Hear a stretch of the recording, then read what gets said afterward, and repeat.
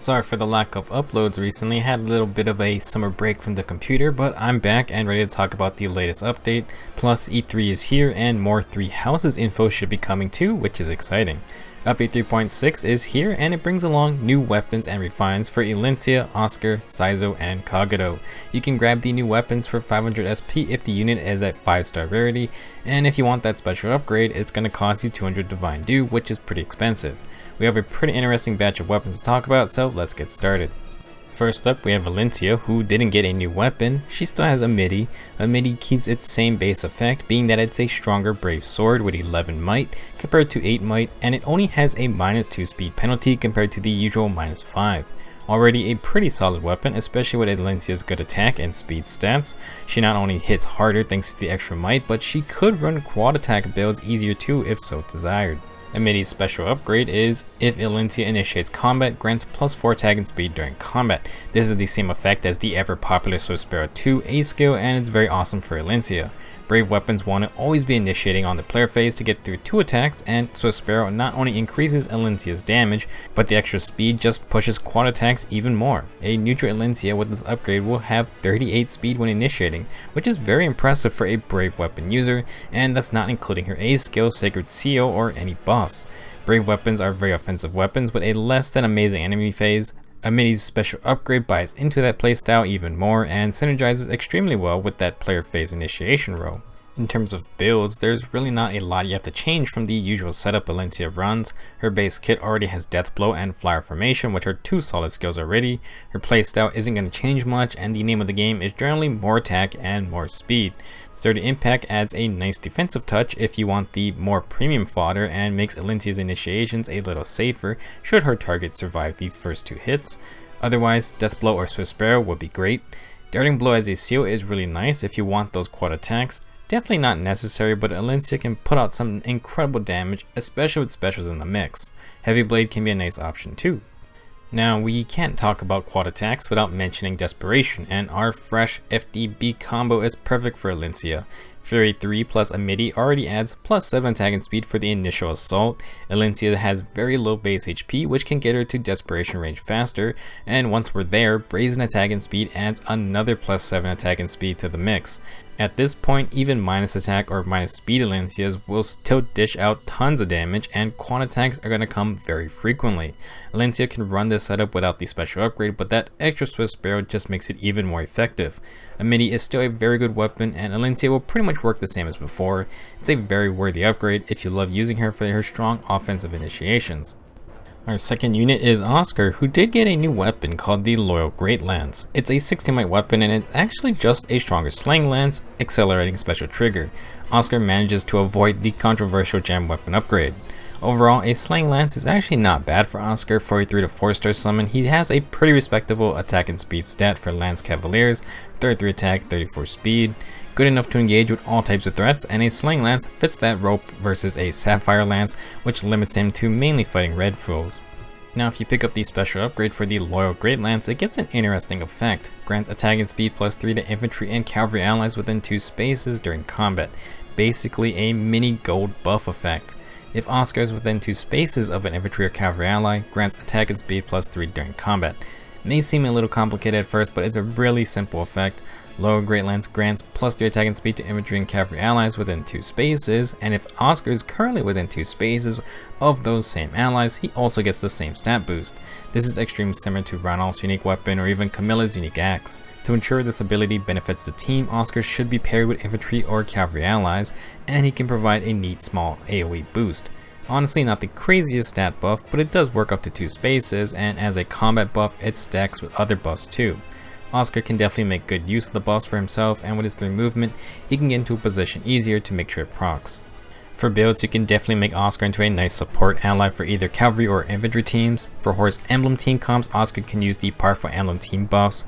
Gold Cavalry plus Loyal Great Lance essentially becomes a +7 attack and speed AoE buff for his whole team, and you can stack on field buffs with things like Fortified Defense, Even Defense Wave, or a Rally skill. Going for Fortify or Hone Cavalry can be nice too, since it will stack with Loyal Great Lance and provide a bigger stat boost. If you want a Horse Emblem team buffer, Oscar isn't a bad choice.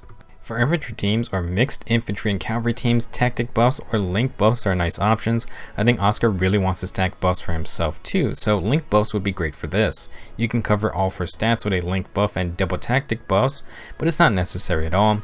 Drives and spurs are also very nice complements for the lower grade lands, since these are all combat buffs. Either go all in on more attack and speed, or mix things up and throw in some defense and res buffs for a balanced set. Overall, there's not really a wrong or right way to build Oscar. Lower grade lance is a great generalist weapon since it's just a sling lance, and as long as he's paired up with infantry or cavalry allies, it can apply its stat boost as well. Oscar already has Lance Breaker, which is a great skill if you don't know what else to give him. He can go with more offensive skills like Swift Sparrow, Fury and Desperation, or try some bond skills if you want to play more defensively to ensure lower grade lance buffs always proc. As mentioned, I think Oscar wants some buffs for himself, so link buffs or wave buffs are good skills. I think the joint buffs would be amazing for this type of weapon. Unfortunately, they are just too rare at the moment. To me, low grade lance is a decent weapon for Oscar and gives him the ability to support his team with some buffs. Not really broken or anything, but it's a solid weapon choice. Our next unit is Saizo, who got his own weapon called Saizo Star. It's a dagger that has 14 might and is essentially a smoke dagger.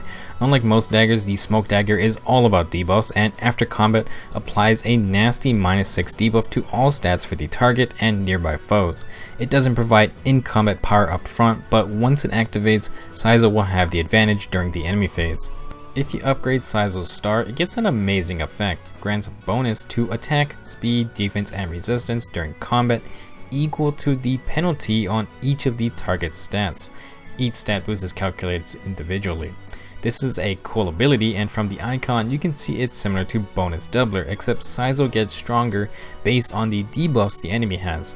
So if they have a -6 attack debuff, Saizo gets +6 attack during combat. Each stat is calculated individually, but that being said, Saizo Star applies a -6 debuff to all stats, which in turn should get him a +6 to all stats should those enemies attack him on the enemy phase. A very awesome synergy, and I really like this weapon. Before moving on, we should discuss Saizo's stats. 36 HP and 16 resistance are not very amazing, so do be aware he is naturally weak to magic damage. However, with 34 speed and 33 defense, Saizo can take some physical hits, and when you introduce debuffs and buffs, he can actually be quite annoying. 29 attack isn't that amazing either, but thanks to this new weapon, Saizo will have some decent damage. First off, I don't think it would be the best build, but you could run Saizo Star with Bonus Doubler as the A skill. In the ideal situation, things get kind of ridiculous. For example, let's assume Saizo gets +6 to all stats from a field buff from, say, Legendary Azura. Bonus Doubler should double that to +12, which is very nice. Have Saizo attack and spread his -6 debuffs to the enemy team. Now on the enemy phase, he gets to steal another set of +6 combat buffs thanks to his weapon, and the enemy is still debuffed by -6. In total, this creates a +24 stat difference for all stats, which is just insane. That's gonna be the goal for Saizo Star overall. Give him field buffs, debuff the enemy, and then get more combat buffs thanks to his weapon. Now, instead of something like Bonus Doubler, Saizo can choose to run Close Counter. He was already a decent candidate for it with his good defense stat, and now he can run it even better. The general idea is that you apply the -6 debuffs on the player phase, and then on the enemy phase, Saizo uses Close Counter to clean up those debuffed enemies. This can be very annoying because Saizo is just getting such a huge stat point advantage. Throw in Sustain with things like Flashing Blade and Aether, and he can keep fighting forever. Guard or the new Pulse Smoke C skill can be used to stop deadly specials. Heck, Water Sweep or Wind Sweep may be good ways to apply the debuffs in a safer manner. While not necessary, I do think Close Counter becomes a very interesting build option for Saizo Star, and can be very fun too. Another option is to go Close Counter plus Vantage, a classic build that can be quite deadly with something like Double Savage Blow skills. Making foes lose 14 health and 6 defense while Saizo gains +6 attack can make this setup work very nicely. However, he is still at risk of being shot down from full health by magic damage threats. Overall, I do think Close Counter builds work best if you have a highly invested Saizo with merges or summoner support, especially with his low res stat. Saizo isn't invulnerable if you just use a regular non-merged 5-star copy. However, I can see his performance becoming much more consistent for these super Saizos that have more HP to use and just overall more stats to play with. The reverse Bonus Doubler effect is very interesting and can be quite strong if you pair Saizo up with other debuffing units. For example, he would go really well with Gunther and Harid. Aversa is an obvious choice, and then you got the Chill debuffs and Ploy debuffs as well. Having these debuffs helps Saizo get going, and then he can take over once he applies his full -6 debuff spread. There's definitely a lot to be experimented with his new weapon, and while I would love to get his new upgrade and give him close counter, I find myself hesitating a little since I won't be merging him up or using summoner support on him. It looks like a really fun time, but I think he needs those extra stats to truly take advantage of the weapon. What do you guys think? Overall, Saizo got a very good new weapon, at least to me, and I'll be watching how other people build him up. Last up is Kagero, and her new weapon is called Kagero's Dart. Unfortunately, it does not retain the Poison Dagger's infantry effectiveness, so I'm pretty sure that's a clear sign that they don't plan on updating it or buffing it anytime soon. I think the worry is that things can get out of control potentially if that weapon was too strong. Anyway, Kagero's Dart is a 14-might dagger, and at the start of combat, it checks to see if Kagero has more attack than her opponent. If she does, then Kagero gets an additional +4 attack and speed during combat. It also comes with the usual silver dagger debuff, which appears to be named Dagger 7. This is not new, it's the same -7 defense and res AoE debuff after combat. Okay, so Kagero's Dart is most similar to Yoger's Dagger, except it compares attack instead of speed. I'm not 100% sure, but I believe the stat check is before combat, so you cannot use something like Death Blow to win the attack check. Kagero does have a good base attack though, and it does seem like a plus attack is the way to go now. Her speed is a little low if you're expecting follow-up attacks, so the extra +4 speed will be much appreciated. Now if you pick up the special upgrade for Kagero's Dart, if Kagero initiates combat, reduce the damage of the foe's first attack by 50%. Now this is pretty interesting. A major problem range units have had for a very long time is being able to survive against distant counter units, and this goes all the way back to OG Hector. Some of these low HP units may deal good damage, but often taking any counterattacks is the end for them. That's why Fearless Desperation is used so often on these units, since it allows them to bypass those deadly counterattacks if you can get to low HP. Kagero actually has a neat opportunity to attack into most units and actually survive a hit despite her abysmal HP stat. For example, a foe with 80 attack would not be able to KO Kagero if she has her default 31 HP and 22 defense. So she could actually attack into these scary distant counter units or just scary units in general, assuming she can finish the job on her second attack or if the foe doesn't have a follow-up attack. If they have quick repose and Kagero doesn't KO them, well, she's definitely dead. This first build is pretty much what most Kageros will probably look like. Life and Death is now Kagero's new best friend and A skill. The +5 attack helps with the stat check, and she really does need any extra speed. Because of the 50% damage reduction, the -5 defense and res is only going to be 2 to 3 extra damage, and I do think it's a worthy trade. This is because we are hoping Kagero takes enough damage to drop into desperation range, which should be easy with her very low base HP. Once there, activate Brazen attack and speed and she is off to the races. She can definitely run Fury as well, but 2 extra attack and speed might be the difference for that first encounter. Now if you don't want to worry about speed that much, then you could go the one-shot build route with Special Spiral. Ideally, Kagero will use Glimmer or Moonbow. To charge it up, she only needs 2 actions. Hopefully she can achieve this thanks to the 50% damage reduction, and it doesn't matter if she procs it the first time, since Special Spiral will always recharge it anyway. Now Kagero can continuously fire off Glimmer after Glimmer, hopefully taking out her target in one hit. If you want to get fancy, this can work for AoE specials as well, but you're going to have to use Heavy Blade to charge those up. Again, Kagero should be able to get Special Spiral going thanks to the 50% damage reduction should she need it. It's pretty much a one-time use, but that's completely fine for this case. Last, I do want to discuss the idea of making Kagero a Wings of Mercy inhibitor. So I really love Selef and his refined Tearfing for Aether's defenses. The Miracle effect allows him to live on 1 HP, and that's perfect for allowing other Wings of Mercy allies to fly in and cause chaos. Kagero's Dart can kind of do the same thing, but it's definitely risky and not guaranteed.